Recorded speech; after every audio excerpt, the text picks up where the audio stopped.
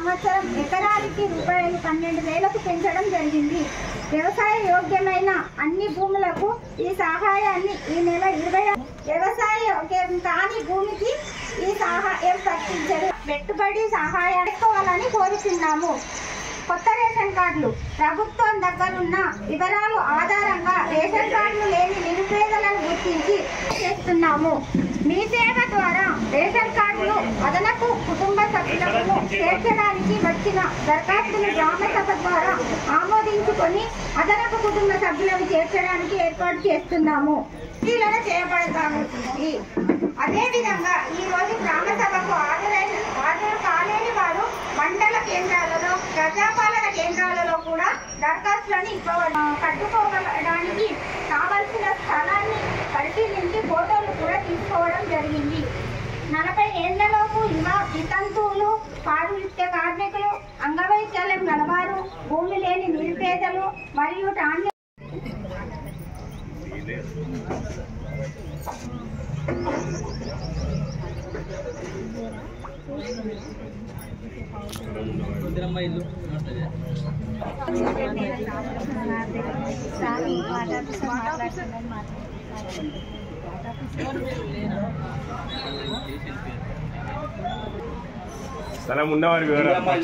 స్థలం ఉన్నవారు పూస సంధ్య, మత్తిపాక లహరి, దూస ఈశ్వరి, ఆకెన రమ, నింశకవి విజయ, రేష్మ, సయ్యద్ నబీ, కామల సురేందర్, కోడం కళావతి, బైరగోని ఎంఆర్ఓ గారికి, అలాగే మన మున్సిపల్ చైర్మన్ జిందం కళా గారికి, మరియు వార్డు సభ్యులకు, రాజకీయ నాయకులకు మరియు పెద్దలందరికీ నా యొక్క నమస్కారాలు. ఈరోజు మనకు కొన్ని లిస్టులు చదివి వినిపించడం జరుగుతుంది. ఈ లిస్టులో ఫస్ట్ రేషన్ కార్డు వినిపిస్తారు. ఈ రేషన్ కార్డులో 2 రకాల లిస్టులు ఉన్నాయి. ఒక రేషన్ కార్డులో పిల్లలు ఎవరైతే పిల్లలు ఉన్నారో, ఈ 10 సంవత్సరాల నుండి పిల్లలు పుట్టారో వాళ్ళది యాడింగ్ లిస్ట్ ఉంటుంది. అంటే మీ పిల్లలు చేర్చుకోవడమే లిస్ట్ ఉంటుంది, అది సపరేట్ ఉంది. ఎవరైతే అందులో లేదో, మీ పేరు లేదో వాళ్ళు మాత్రమే అప్లై చేసుకోండి. ఇంకొకటి ఏమో కొత్తగా పెళ్ళైన వాళ్ళు, ఇంతవరకు రేషన్ కార్డు లేని వాళ్ళది ఒక లిస్ట్ ఉంటుంది, అది కూడా సేమ్ లిస్ట్లో పేరు లేని వాళ్ళు మాత్రమే మీరు అప్లై చేసుకోగలరు.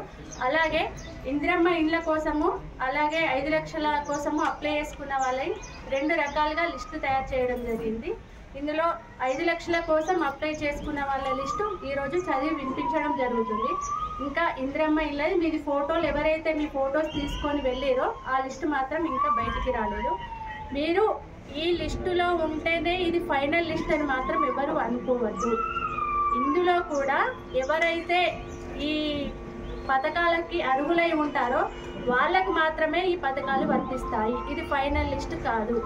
కాబట్టి మీరు ఇది గమనించి నాకు వచ్చిన వాళ్ళు మాత్రం అప్లై చేసుకోకండి. రాని వాళ్ళు మాత్రము మీరు నిరాశ చెందద్దు. మీరు ఈరోజు అప్లై చేసుకోండి. మీరు ఇక్కడ అప్లై చేసుకుంటే చేసుకోండి, లేదంటే అయితే మున్సిపల్లో ఇవ్వండి రేపటి నుండి, లేదంటే ఎంఆర్ఓ ఆఫీస్లో ఇవ్వండి. మీకోసం ప్రత్యేకంగా ఒక రూమ్ ఏర్పాటు చేయబడుతుంది, అందులో ఈ అప్లికేషన్ ఫామ్స్ ఇచ్చేయండి. లేదు అని అంటే మేము 24 గంటలు అందుబాటులో ఉంటాం, మాకైనా ఇచ్చేసేయండి. అర్హులైన ప్రతి ఒక్కరికి ఈ పథకాలు అందేలా చూసే బాధ్యత మనందరిపై ఉంటుంది. కాబట్టి మన ప్రభుత్వం ఇది మనందరి ప్రభుత్వం కాబట్టి అర్హులైన, నిరుపేదలైన, మధ్యతరగతికి చెందిన ప్రతి ఒక్కరికి కూడా ఈ పథకాలు వర్తిస్తాయి. అందేలా చూసే బాధ్యత మేము తీసుకుంటామని మీకు అందరికీ హామీ ఇస్తుంది. వార్డు సమావేశం పెట్టుకోవడం జరిగింది. ఈ సమావేశానికి చేసిన ఎంఆర్ఓ మేడం గారు, అదేవిధంగా మున్సిపల్ అధికారులు, ఏఎంసీ చైర్మన్ సరూప గారు, అదేవిధంగా మన 3వ వార్డు అక్క చెల్లెళ్ళు, అన్నదమ్ములకు, ప్రజాప్రతినిధులకు, మరి వార్డు పెద్దలకు అందరికీ పేరు పేరున హృదయపూర్వక నమస్కారాలు తెలుపుకుంటూ, ఎందుకంటే మనము గత సంవత్సరము ప్రజాపాలనలో పెట్టుకున్న దరఖాస్తులు చాలామంది పెట్టుకోవడం జరిగింది. మరి అందులో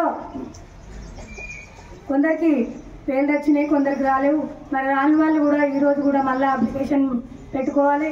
మరి ఎందుకంటే మనము ఇప్పుడున్న ప్రభుత్వము 6 గ్యారెంటీల హామీ కూడా ఇవ్వడం జరిగింది. 6లో 4 కూడా అమలు చేయడం జరిగింది.